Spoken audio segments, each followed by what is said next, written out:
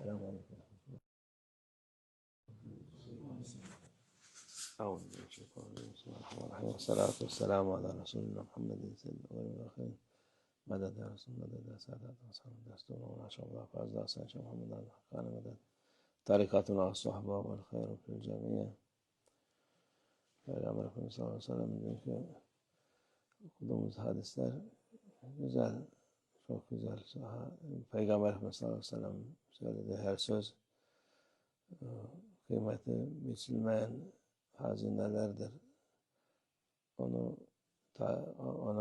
itaat eden, gösterdiği, verdiği nasihatlere, verdiği güzel sözlere tabi olan dünyada da ahirette de mutlu olur, saadet ehli olur.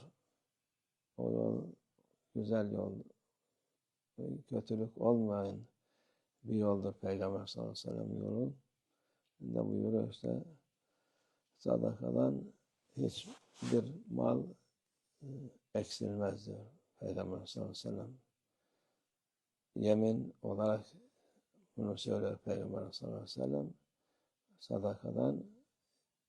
Sadakadan mal eksilen diyen insan yalan söylüyor. Sadaka malı çoğaltır, kaza belayı def eder, her türlü iyiliğe, Allah'ın rızasına vesile olur. Onun için bu güzel, çok güzel sözlü Peygamberimiz sallallahu aleyhi ve sellem dün okuduyduk. O yemin olarak yani %100 Peygamber sallallahu aleyhi ve sellem'in şüphe yok. Kimse malım eksilir diye düşünmesin. Sadaka hem insanı korur hem Allah'ın rızasına vesile olmuş olur. Hem Peygamber Efendimiz'in sözünü tutmuş olur insan.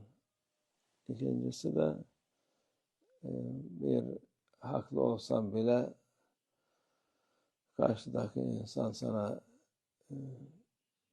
kötülük yapsa onu affedersen sen Allah katında aziz olursun, izzet sahibi olursun, makbul insan olursun.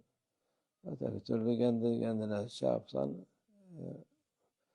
adamla kavgaya tutuşsan ya münakaşa etsen o fazilet gitmiş olur. Bu da mühimdir. İnsanın kendi nefsini zapt etmesi kolay iş değil. Haklı olup da haksızlığa Allah rızası için bırakmak.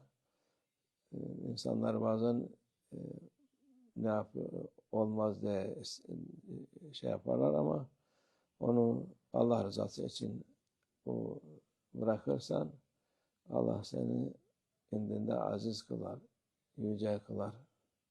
O da mühimdir. Üçüncüsü de